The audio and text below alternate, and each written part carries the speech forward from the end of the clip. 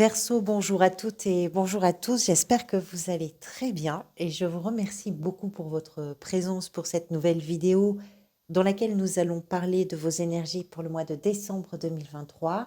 Évidemment, quand je dis vos énergies, c'est à condition que vous vous reconnaissiez dans ce tirage et à condition que ce que je vais dire ait du sens pour vous. Si ce n'est pas le cas, c'est que ce n'est pas pour vous et que ce sera peut-être une prochaine fois. En tout cas, merci beaucoup pour votre présence, merci pour votre bienveillance également. Je suis ravie de passer ce moment avec vous.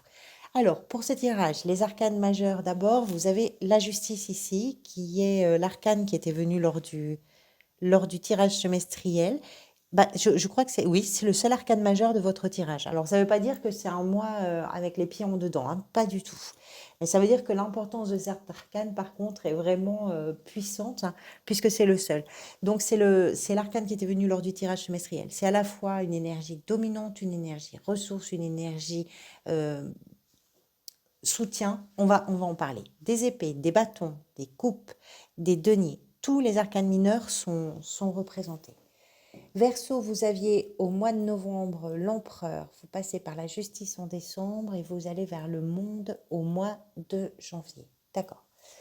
Le mois de novembre, hein, ou peut-être les quelques jours en tout cas qui ont précédé, nous explique que vous avez pris certaines choses en main, que vous avez décidé de construire, de structurer, d'organiser peut-être dans une situation, professionnelle, familiale, peu importe, de prendre vraiment les choses en main pour vous, mais également pour des gens peut-être qui dépendent aussi de vos décisions, de vos actes, de vos engagements, et d'organiser, de structurer, de poser des stratégies, de mettre en route ce qu'il y avait à mettre en route pour qu'une situation puisse véritablement, concrètement se mettre en place. L'empereur nous explique que vous avez fait preuve probablement d'une forme d'autorité dans les décisions, dans l'organisation, dans la structuration des choses, parce que vous l'avez fait en ayant conscience que ce qui pouvait découler de ça pouvait avoir un effet ou en tout cas une incidence à la fois sur vous, pour vous, mais également pour des gens qui pouvaient graviter autour de la situation, de la relation ou de je ne sais pas quoi. Le mois de décembre vous demande, ou en tout cas si ça vous parle évidemment, de trouver la justesse, l'équilibre, de rendre les choses le plus juste et le plus équitable possible, vous demande ou vous pousse à faire en sorte que les décisions qui peuvent venir soient des décisions qui prennent en compte la globalité d'une situation, la globalité d'une relation, pour pouvoir poser peut-être une décision, euh, une pierre, quelque chose en tout cas qui va aller dans le sens de l'assainissement par rapport à une situation qui a besoin de retrouver une figure. Je dis, la justice, bien sûr, peut venir de l'extérieur, c'est-à-dire qu'il peut y avoir une autorité compétente, une administration qui va venir poser vraiment, pourquoi pas un verdict, pourquoi pas une décision, pourquoi pas une signature. Il y a quelque chose un peu officiel hein, qui peut se passer au mois de décembre, qui va permettre justement de rééquilibrer un petit peu les plateaux de la balance de la justice. Mais à mon avis, vu que c'est le seul arcane majeur, je pense que c'est surtout que dans votre détermination et l'organisation et ce que vous êtes en train de structurer, il est nécessaire peut-être de prendre véritablement en compte pas uniquement votre point de vue ou vos arguments ou vos croyances ou ce que vous faites vous, mais également de prendre en compte pour un peu plus, je dirais, pour le collectif, euh, la situation, les arguments, le point de vue, etc., pour permettre d'être plus juste dans les choix qui pourraient être posés. L'état d'esprit, le jeu, alors, le jeu n'a pas d'arcade majeur, votre tirage, il n'y a pas d'arcade majeur, mais il y a, euh, on va continuer. Vous allez comprendre ce qu'il y a très vite parce que là, c'est déjà visible ici. La 7 d'épée, l'as de bâton dans l'état d'esprit. On est sur deux énergies qui sont totalement différentes et qui sont profondément liées l'une à l'autre. La 7 d'épée, c'est une carte de ressenti. C'est une carte qui n'est pas franche, qui nous parle de ce qui n'est pas dit. Il y a peut-être des choses qui n'ont pas été dites. Peut-être parce que vous n'avez pas dit certaines choses, peut-être parce qu'on ne vous a pas dit certaines choses. Ce qui fait que ça provoque souvent dans une relation ou dans une situation une sorte de gêne, d'inconfort, de malaise qui provient de ce qui n'est pas assumé, de ce qui n'est pas évoqué, de ce qui n'est pas partagé.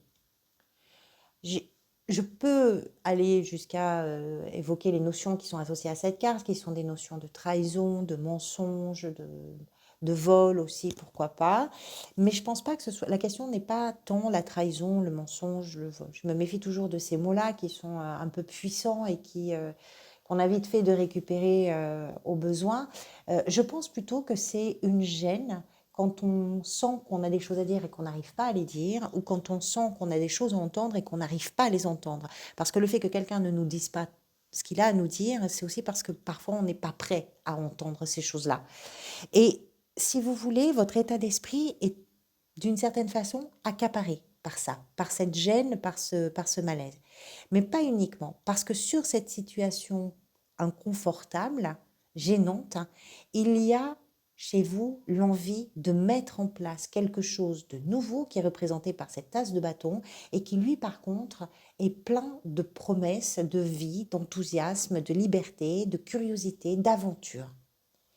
Les bâtons sont associés à la passion, sont associés à... Alors, comment ça peut être lié? Est-ce qu'il y a une situation dans laquelle les choses n'ont pas été dites, qui, parce que les choses n'ont pas été dites ou n'ont pas été assumées, fait qu'aujourd'hui quelque chose peut véritablement commencer? Je ne pense pas que ce soit ça.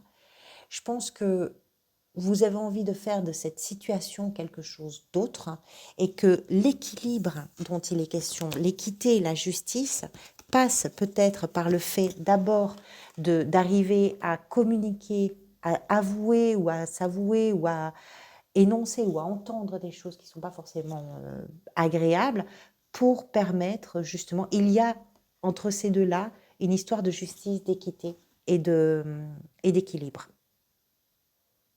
On ne peut pas passer d'une 7 d'épée à un as de bâton sans transiter par une justice ou par quelque chose qui va venir à vous vous rendre justice.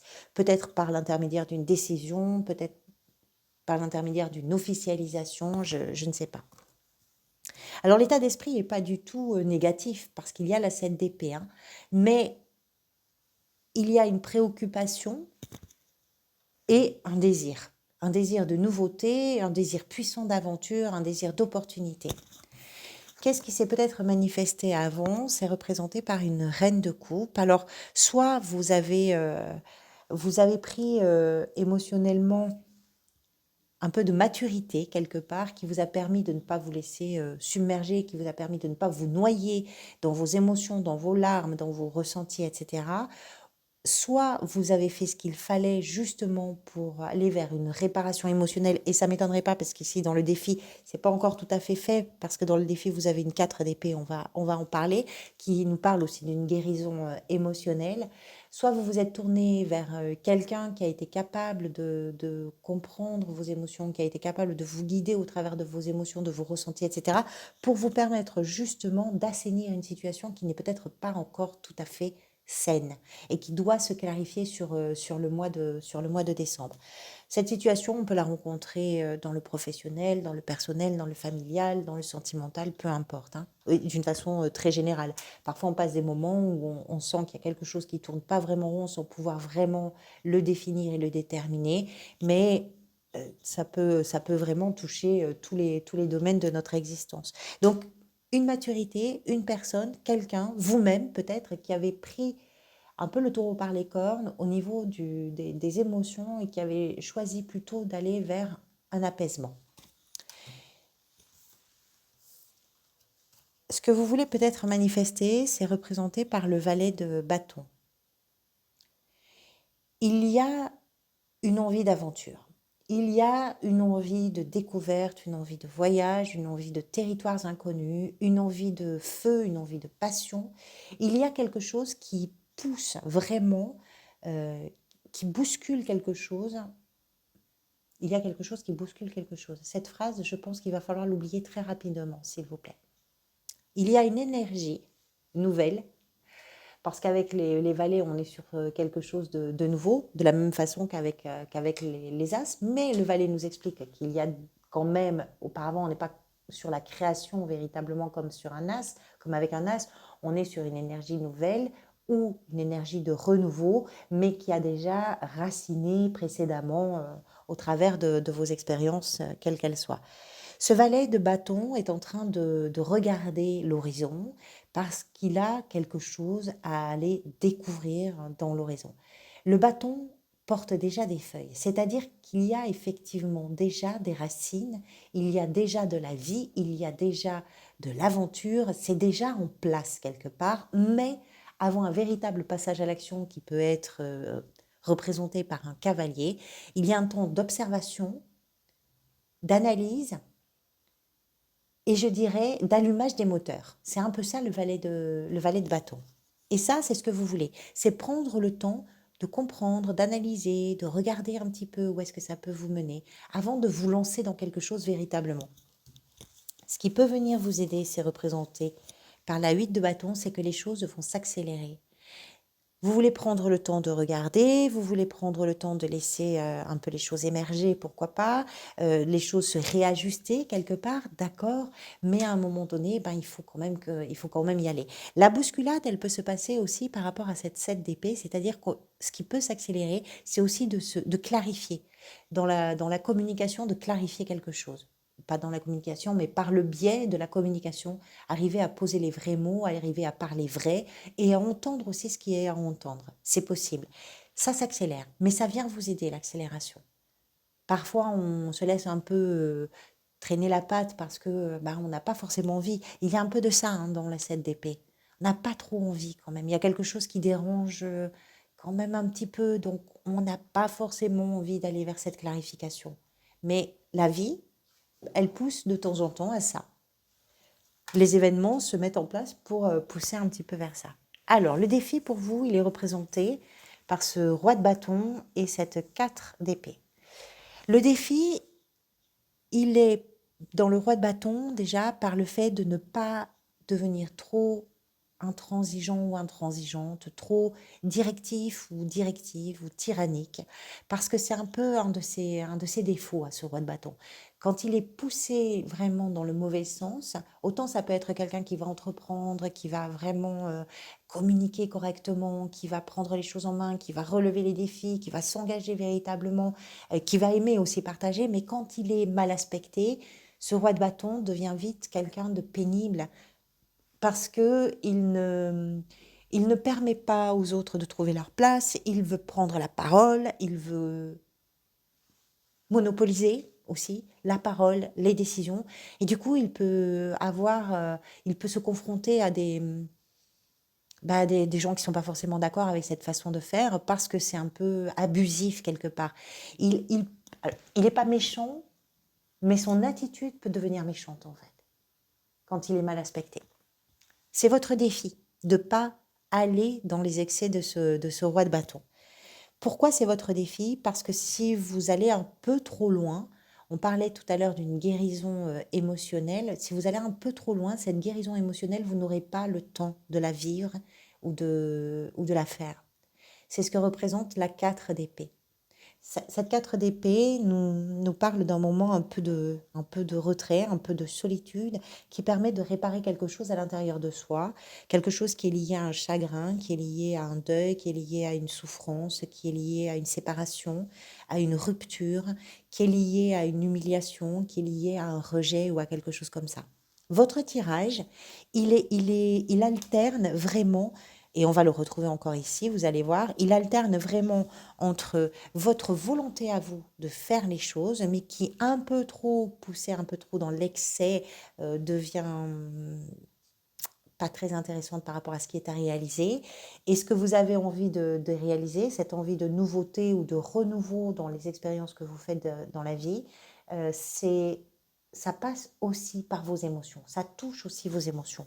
Professionnellement, vous avez une 6 de coupe qui nous explique que d'abord là, le travail, l'activité, la recherche d'activité, la gestion du quotidien, des loisirs, de la vie associative, c'est quelque chose qui n'a absolument, j'ai pas envie de dire aucune importance, mais pas loin. Votre préoccupation, elle n'est pas professionnelle actuellement. Votre préoccupation, elle est liée à votre histoire, elle est liée à votre passé. C'est ce que nous raconte cette carte. C'est-à-dire que dans la sphère professionnelle, on a une carte qui nous parle de vous au passé, qui nous parle de votre enfance, qui nous parle de ce qui vous relie peut-être à vos parents, à votre enfance, à un lieu de vie d'avant, à une période de votre vie, enfance ou pas, une période de votre vie où vous aviez beaucoup de plaisir, vous aviez des joies, où vous aviez de l'insouciance et qui s'est un peu éteinte, qui s'est un peu laissée dépasser par les événements. Et c'est une carte qui nous parle de cette nostalgie que l'on a parfois parce qu'on n'arrive pas à retrouver et à remettre en place toutes ces énergies ou toutes les décisions ou tous les choix qui nous permettaient de nous sentir un peu insouciants et de nous sentir un peu heureux. Alors, est-ce que, oui, pourquoi pas, on peut dire que dans la sphère professionnelle, peut-être que c'est ce que vous cherchez à réinjecter, la notion de plaisir. Mais j'ai vraiment le sentiment, avec cette 6 de coupe, qu'on ne parle pas de travail. C'est pas le propos, en fait, pour vous. Dans la sphère sentimentale, relationnelle, émotionnelle, la 5 de denier, qui est une carte d'instabilité, qui, qui nous explique que dans une relation amoureuse, amicale, familiale, dans vos relations en général, vous avez peur. Vous avez peur de vous retrouver seul, vous avez peur de vous retrouver sans rien, vous avez peur d'être rejeté, vous avez peur. Je vais la recouvrir, je voudrais savoir, avec la justice, vers quoi ça va. La reine de bâton, c'est très bien. Les peurs vont pas rester en l'état. Les peurs vont devenir quelque chose qui va vous renforcer, qui va vous rendre particulièrement audacieux et audacieuse. C'est quelque chose qui ne va pas durer. Mais en attendant, c'est là. C'est là en décembre. Pourquoi c'est là en décembre? Je ne sais pas. Parce qu'il y a des silences, parce qu'il y a des choses qui ne sont pas assumées, parce qu'il y a des moments où on a fait un peu comme ça plutôt que comme ça, parce qu'il y a des envies de nouveauté et de renouveau, mais peut-être que c'est pas aussi simple que ça. Donc pour l'instant, eh bien, il y a des peurs. Les peurs peuvent être également totalement liées à, encore une fois, une période qui s'est éloignée de vous. On parle souvent de l'enfant intérieur avec la carte de la 6 de coupe. L'enfant intérieur, c'est se rappeler comment on arrive à être heureux et heureuse, comment on arrive à se faire plaisir, qu'est-ce qui nous rend joyeux, qu'est-ce qui fait qu'à un moment donné, on a arrêté de rire.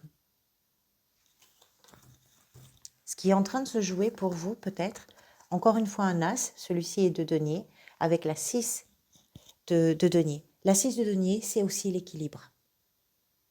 L'équilibre qui se construit, qui se crée concrètement dans la matière. Hein. C'est concret, hein. C'est une vraie réalisation, c'est vraiment quelque chose que vous êtes en train de faire. Cet équilibre se crée dans la nouveauté, dans une nouvelle perspective. Une perspective qui est pour vous une perspective d'abondance, d'importance. Les deniers représentent les valeurs au sens large. La valeur peut être financière, ça peut être un patrimoine, ça peut être effectivement ça, mais ça peut être aussi ce qui est important véritablement pour vous. Il y a quelque chose que vous mettez en place, que vous construisez vraiment, concrètement, et qui vous pousse à rééquilibrer ce qui ne s'est peut-être pas si bien passé avec d'autres. Sur la 6 de denier, on voit 3 personnages qui me fait encore une fois penser qu'il n'est pas question que de vous. Il est question de vous, peut-être dans une famille, ou peut-être dans un groupe d'amis, pourquoi pas de... Les peurs que vous avez dans vos relations nous parlent de ça aussi. Hein. À la fin du mois, vous avez le roi d'épée qui nous... Alors, ce qui est très intéressant, c'est l'écho avec une ouverture ici, une justice et un roi d'épée à la fin du mois, effectivement, qui confirme des prises de décision qui sont plutôt sages. Le roi d'épée va à l'essentiel. La communication, pour le coup, est complètement libérée puisqu'on est en présence d'un expert de la communication, de l'analyse, de la stratégie, de l'intellectualisation, de la compréhension. Ce roi est particulièrement juste.